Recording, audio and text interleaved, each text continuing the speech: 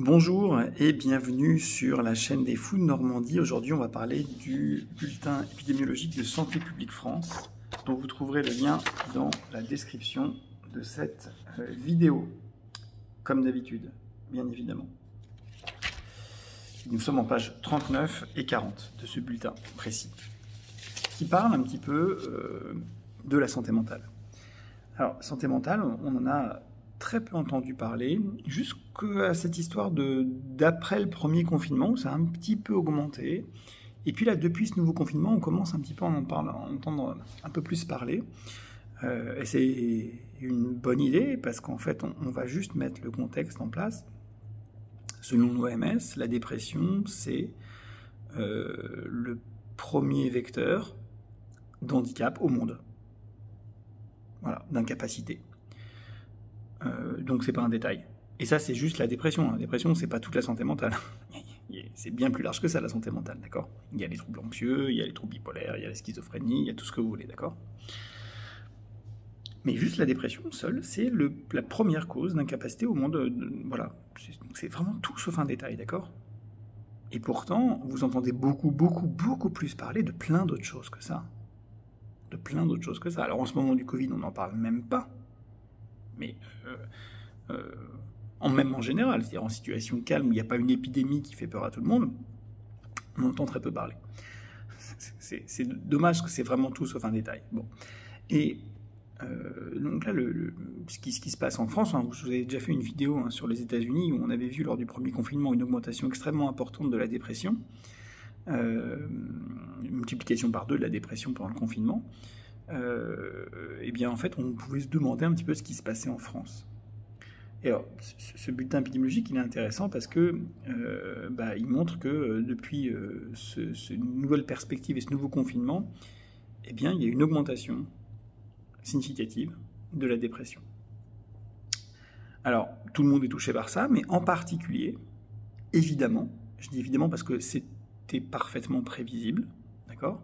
Les femmes, puisque c'est celles qui sont le plus sujets aux dépressions, précaires, parce que c'est ceux qui sont le plus sujets aux dépressions, jeunes, évidemment parce que ce sont ceux qui sont le plus sujets aux dépressions, avec des revenus faibles et avec des catégories socioprofessionnelles qui sont moins privilégiées. Et évidemment, avec des antécédents de troubles psychologiques. Donc tout le monde est concerné, mais en particulier ces profils-là. Des jeunes femmes, qui sont en difficulté. Voilà.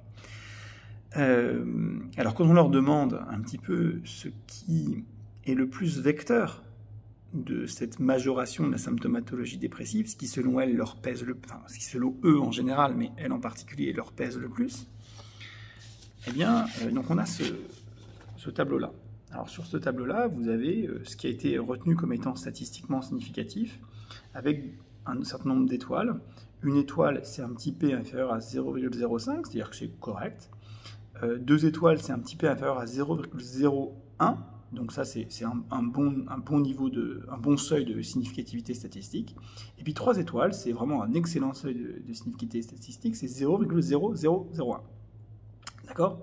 Donc c'est juste, ça doit être ici. Voilà, les 3 étoiles, 0,001. D'accord ? Donc, plus ce petit p est faible, plus la significativité statistique est importante. Et ce qu'on remarque, c'est qu'il y a des choses qui jouent un peu. C'est le sentiment de colère et de frustration. Vous savez, j'en ai marre de ce confinement, je ne peux pas faire ce que je veux, etc. Ça joue un petit peu, mais finalement, ce n'est pas le plus important. Il y a le sentiment de peur en général. J'ai peur en général, mais ce n'est pas pareil. Ce qui joue le plus. Ce qui joue de manière intermédiaire, c'est le sentiment d'être vulnérable au risque d'infection par le SARS-CoV-2, d'accord ? Ce qui est quand même pas trop le cas des jeunes femmes. On rappelle que les personnes les plus à risque sont les hommes âgés. On rappelle, pour information, que la médiane des gens qui meurent, l'âge médian des gens qui meurent, c'est 84 ans, qui meurent du Covid, d'accord ? Et que la moyenne des gens qui meurent, c'est 81 ans, d'accord ? Et que quand on s'intéresse à la santé des personnes qui sont mortes bien avant cet âge-là, par exemple 60 ans, ce qui est très jeune pour mourir, c'est des gens qui avaient déjà des maladies non négligeables, avant même le Covid. Voilà, pour remettre un petit peu de contexte et de données scientifiques. Pareil, ces sources-là, c'est les sources Santé publique France, hein, je ne l'invente pas. Donc le sentiment de se sentir vulnérable au risque d'infection, bon, est-ce qu'il est légitime ou pas? On peut se poser la question, c'est-à-dire quelle est la part d'information, de responsabilité des gouvernants. Par exemple, quand on dit à la tribune, dans une tribune, que quand la réalité des réas, c'est des gens de 30 ans, je ne sais pas si c'est le cas. Je sais que c'est pas le cas, parce qu'on a des stats aussi là-dessus. Mais voilà, quand ça s'est repris par les médias, quand dans les médias, on a vraiment l'impression, le sentiment, j'insiste, le sentiment, c'est pas forcément ce qui est dit, mais le sentiment qu'on va vraiment tous mourir, parce qu'en fait, il y a un effet saturant du fait de parler en permanence des morts, du Covid, du manque de lits, du manque de place, etc. Ça sature complètement les capacités de résilience des gens, et voilà, ça crée un sentiment de panique. Bref, quelle est la part de la communication dans le fait que des jeunes femmes puissent imaginer qu'elles sont susceptibles d'avoir des graves conséquences du Covid? Je ne sais pas. Je pose la question. Je crois pas qu'on ait d'éléments à ce stade-là. Autre élément, la moindre approbation et adoption des mesures par les proches. Donc par exemple, si mes proches ne mettent pas à tort le masque et se lavent les mains, ça c'est anxiogène. Plutôt, voilà, pour le coup, je trouve que c'est plutôt à juste titre. Être inquiet des conséquences du confinement sur la situation économique et financière, ça me semble très très très légitime.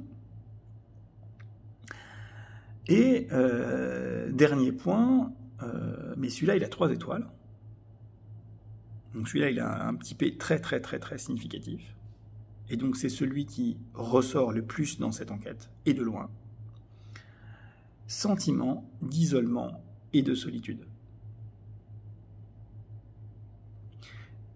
C'est nettement le sentiment d'isolement et de solitude qui sort de manière la plus statistiquement significative de cette enquête sur les causes de cette majoration de dépression dans la population générale et en particulier chez les jeunes femmes précaires. Et je rappelle que la dépression, c'est la première cause d'invalidité au monde, selon l'OMS. Donc, on ne parle pas d'une augmentation de quelque chose de rare ou d'insignifiant. On parle de la cause la plus importante au monde d'incapacité. Et on augmente nettement cette cause-là. Et dans les choses perçues par les gens comme étant les plus difficiles et les plus vectrices de cette dépression, en un, il y a le sentiment d'isolement et de solitude. Voilà. Donc après, moi je veux bien, il y a plein de gens qui disent oui, mais si on avait fait autrement, ça aurait été pire, etc. Je veux bien, tout ce que vous voulez, j'en sais rien, moi je ne suis pas sûr qu'on puisse le prouver, en tout cas pour l'instant, il y a d'autres pays qui ont fait autrement, on pourra comparer un petit peu les résultats des autres pays, mais c'est toujours difficile de comparer des situations qui sont très très différentes. Donc moi, je ne suis pas certain que ceux qui disent que ça aurait été pire si on avait fait autrement aient des arguments scientifiques qu'ils accepteraient si c'était dit pour d'autres choses, mais enfin, peu importe. C'est dramatique la situation. Bon, alors, donc, on fait ce constat-là, et puis on rentre chez soi, puis on pleure, c'est ça? Non, on ne fait pas ça. On se prend en charge. Vous allez voir votre docteur. Vous avez le moyen d'agir sur votre santé mentale.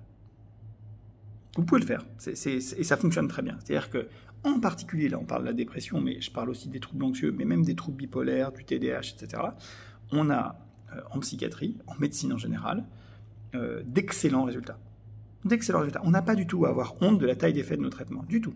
J'avais fait une vidéo avec Samuel Cortès là-dessus, sur le traitement du TDAH, mais issu d'une étude qui parlait de la psychiatrie en général. La taille d'effet des traitements en psychiatrie est tout à fait satisfaisante, aussi satisfaisante qu'en cardio, qu'en pneumo, etc. Donc ne vous dites pas, de toute façon, ça sert à rien, ça marche pas, c'est pas vrai. Ou alors vous dites ça pour toute la médecine. Et je crois pas que vous disiez ça pour toute la médecine, d'accord? Donc, allez voir votre médecin traitant, il n'y a pas besoin d'être psychiatre pour gérer une dépression, ni même un trouble anxieux, c'est vraiment de la médecine de base. Pour rappel, le trouble anxieux, c'est 12% de la population. La dépression, ça touche une personne sur 6 dans la vie, on va dire, en particulier les femmes. Donc c'est de la routine. c'est de la routine, on sait faire. Donc allez voir votre médecin traitant, n'écoutez pas ceux qui vous ont dit lors du premier confinement qu'il fallait sortir le moins possible, même pour voir le docteur, etc., etc. Sortez. Si vous n'aimez pas les téléconsultations, déplacez-vous. Parce qu'il y a des gens qui n'aiment pas ça, qui ne se sentent pas à l'aise, j'en connais, et il faut respecter ça, d'accord? Donc respectez votre propre avis, et voilà, prenez rendez-vous chez votre docteur, voilà, il faut lui parler, vous le connaissez, vous avez confiance en lui, allez voir votre docteur, d'accord? Donc on peut lutter contre cette pas épidémie, ça va pas de sens dire ça, mais cette recrudescence importante de symptomatologie dépressive et anxieuse, des traitements qui fonctionnent bien. Donc il faut surtout pas du tout hésiter à consulter. Il ne faut pas aussi négliger les aspects environnementaux. C'est-à-dire qu'il y a plein de vidéos là en ce moment, je trouve ça très bien, sur des gens qui disent comment bien passer le confinement. Il faut les regarder, ces vidéos. Il y a des conseils vraiment de base sur garder un rythme veille-sommeil, se coucher, se lever tous les jours à la même heure, essayer de faire des visios avec les gens qui nous importent, leur parler, les voir, etc. Donc ça, c'est vraiment important. Il faut que vous essayiez au maximum de maximiser donc les contacts sociaux. Enfin, il y a plein de gens qui parlent de ça beaucoup mieux que moi, et je vous invite à aller les regarder. En tout cas, on peut agir contre ça. Vous ne pouvez pas agir sur le nombre de lits en réa. Ça, vous n'êtes pas capable. Pourtant, on vous en parle tout le temps. Mais non, vous ne pouvez pas agir là-dessus. Vous ne pouvez pas agir sur si un mec à 10 km de vous met son masque ou pas, ou se lave les mains ou pas. Par contre, vous pouvez agir pour vous. Vous lavez les mains, vous pouvez vous mettre un masque quand c'est nécessaire, vous pouvez vous assurer une bonne hygiène de vie, essayer d'avoir une petite activité physique, de contacter les autres, de garder des contacts sociaux, etc. Enfin bref, il y a plein de choses à faire pour votre santé mentale. Vous êtes vraiment en capacité de changer la donne là-dessus. Donc ne vous laissez pas abattre et ne vous dites pas qu'on ne peut rien y faire. Au contraire, il y a vraiment des super solutions. Et je serais tenté de vous dire que si vous souffrez actuellement de cette situation, demandez-vous si de base vous n'étiez pas déjà quelqu'un qui souffrait de troubles psychiques. On se rend compte évidemment dans cette enquête que c'est évidemment ceux qui de base souffraient de troubles psychiques qui sont les plus vulnérables. Et dans ce cas-là, est-ce que c'est pas une bonne occasion finalement de soigner, de se prendre en charge et de dire indépendamment de ce Covid qui me plombe le moral, de base j'étais pas forcément au top, c'est l'occasion de me prendre en charge une bonne fois pour toutes. Voilà, bref. Faites confiance à votre docteur, allez voir votre médecin traitant, c'est la personne de référence à aller consulter avant même d'aller demander le psychiatre. Je ne vous dis pas de ne pas aller chez le psychiatre, allez-y, mais voilà. Déjà, parlez-en à votre médecin traitant. Voilà, écoutez, j'espère que ça vous aura intéressé. Oui, il y a une augmentation considérable de la dépression. Oui, elle est liée en grande partie, en tout cas de manière très statistiquement significative, à l'isolement et au sentiment de solitude qui est majoré évidemment par le confinement, mais vous pouvez y faire plein de choses. Vous pouvez lutter contre ça. Vous avez des armes contre ça, donc saisissez-les. À bientôt. Bye.